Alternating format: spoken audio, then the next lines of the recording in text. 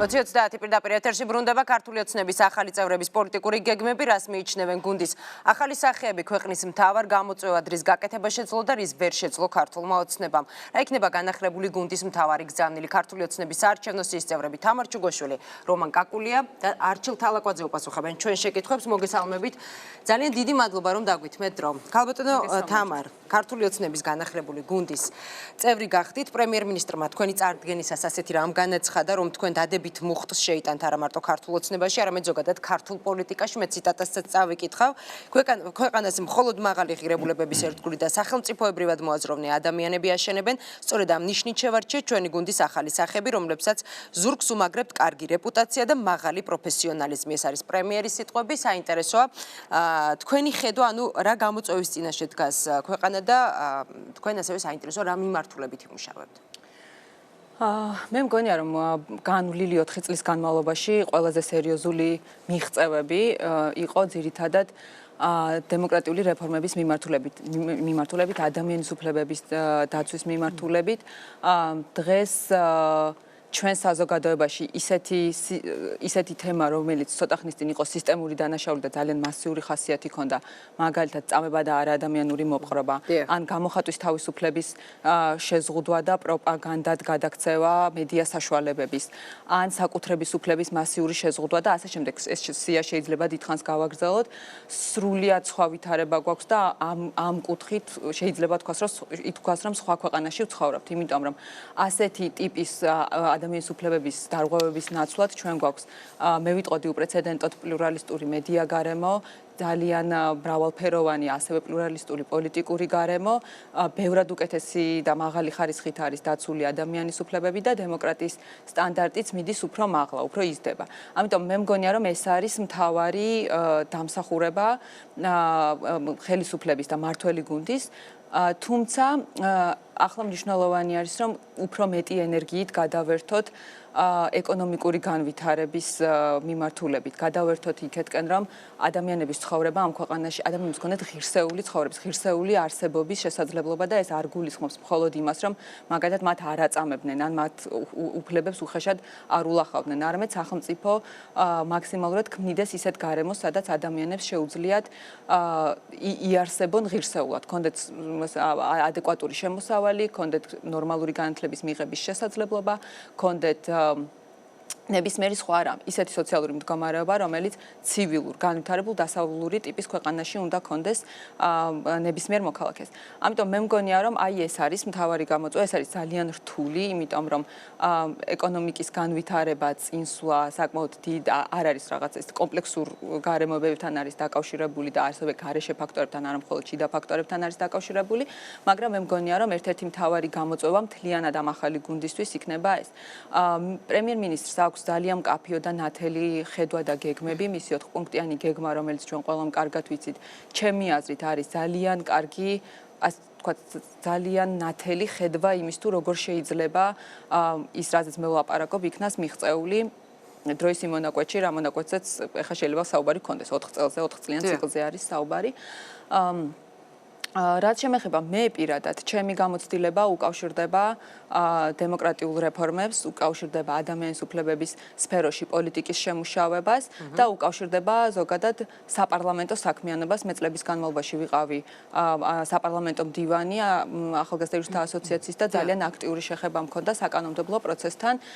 შესაბამისად, მგონია რომ გარკვეული გამოცდილება მაქვს ამ მიმართულებით დაგროვილი, თუმცა აქცენტს რა თქმა უნდა გავაკეთებ ინსტიტუტების გაძლიერებაზე და დემოკრატიის ხარისხის გაძლიერებაზე. თუმცა მთლიანად გუნდისთვის მე როგორც აღვნიშნე, ეს არ არის მხოლოდ გამოწვევა, კიდევ უფრო დიდი გამოწვევები გვექნება ყველას ერთად და იმედი მაქვს, რომ ჩვენ რაღაც ახალი ენერგიის შემტანები ვიქნებით ნამდვილად. გასაგებია. ბატონო არჩილ, თქვენ ბრძანდებით შინაგან საქმეთა მინისტრის მოქმედი მოადგილე. საინტერესოა ვისგან მიიღეთ შეთავაზება. თქვენ იცით რომ ჩემთვის ახალი არ არის ეს გუნდი, ეს ადამიანები. მე 4 წლის განმავლობაში უკვე მუშაობ ორ სამინისტროში და რა თქმა უნდა აქ რაღაც განსაკუთრებული შეთავაზება ან მოსაწვევი ჩემთვის არ იყო საჭირო.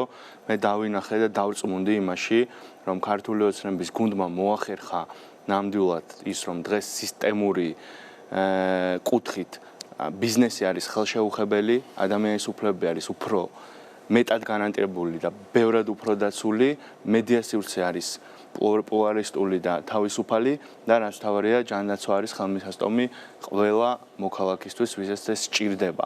მე ვფიქრობ, რომ ეს არის ის ფუნდამენტი, საფუძველი, რაზეც უნდა დაშენდეს შემდგომი თაობის რეფორმები, ეს არის პრემიერ-მინისტრის და მთავრობის 4-პუნქტიანი გეგმა, რაზეც თამარმა ისაუბრა და რა თქმა უნდა, ჩვენი ძირითადი პრიორიტეტები იქნება ეკონომიკის და განათლების სფეროების რეფორმა, იქნება ინფრასტრუქტურის განვითარება ქვეყანაში. განათლება, ინფრასტრუქტურის განვითარება. სანამ ვიდრე თქვენ მიხვიდოდით შინაგან საქმეთა სამინისტროში ბოდიში რომ გაწყვეტინებთ, იყავით სასჯელ აღსრულებაში. საინტერესოა, როგორი დაგხვდათ სასჯელ აღსრულების სისტემა და როგორი არის ის დღეს? როდესაც რეფორმებზე საუბრობთ, ის განსაკუთრებულად მტკივნეული და განსაკუთრებულად სენსიტიურს ვიყენებთ ხოლმე, გრძნობიარე არის. მე ბატონ სოზარ სუბართან ერთად მუშაობდი ომბუდსმენის აპარატში წლების განმავლობაში და ძალიან კარგად მახსოვს ადამიანის უფლებების კუთხით არსებული პრობლემები და გამოწვევები მაშინ საქართველოში და მოსახლეობის ყველაზე გაჭირვებულ ჯგუფებთან პირადად მქონია შეხვედრები და კარგად მახსოვს მათი პრობლემები.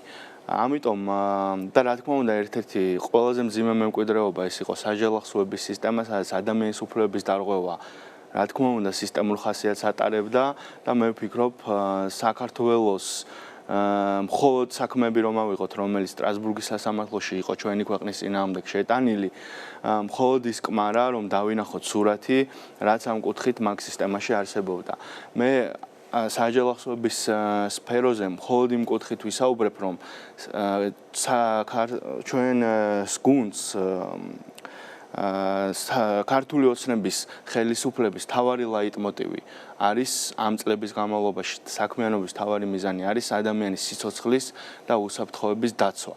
დაუკვირდით ყველა მთავარი რეფორმა, რომელიც ჩვენ განვახორციელეთ, ეს იყო საყოველთაო ჯანდაცვის პროგრამა, ემსახურებოდა ადამიანების სიცოცხლის და უსაფრთხოების დაცვას, ეს იყო სასჯელ აღსრულების სისტემის რეფორმა და ზუსტად იქ ყველაზე მძიმედ იდგა ადამიანის სიცოცხლის და ჯანმრთელობის დაცვის საკითხი, ეს იყო შინაგან საქმეთა სამინისტროში უკვე ახალი თაობის რეფორმები პოლიციაში და მათ შორის საგზაო მოძრაობის უსაფრთხოების ინიციატივა, რომელიც გიორგი მღებრიშვილის მინისტრ მღებრიშვილის ინიციატივით შემუშავდა, ისეც ემსახურება ადამიანების სიცოცხლის და უსაფრთხოების დაცვას. ამიტომ ჩემთვის ეს არის ყველაზე მთავარი ღირებულება და ის მიზიდულობა, რაც ქართულ ოცნებას ჩემთვის აქვს. ამ მიმართულებით თქვენ გაქვთ საკმაო გამოცდილება. საინტერესოა სამომავლო დეპუტატ გახდომის შემთხვევაში, მანდატის მოპოვების შემთხვევაში, რომელი მიმართულება იქნება თქვენთვის პრიორიტეტული? რა მიმართულებით იმუშავებთ? მე მაქვს გამოცდილება ადამიანის უფლებების და დემოკრატიული მმართველობის სფეროში,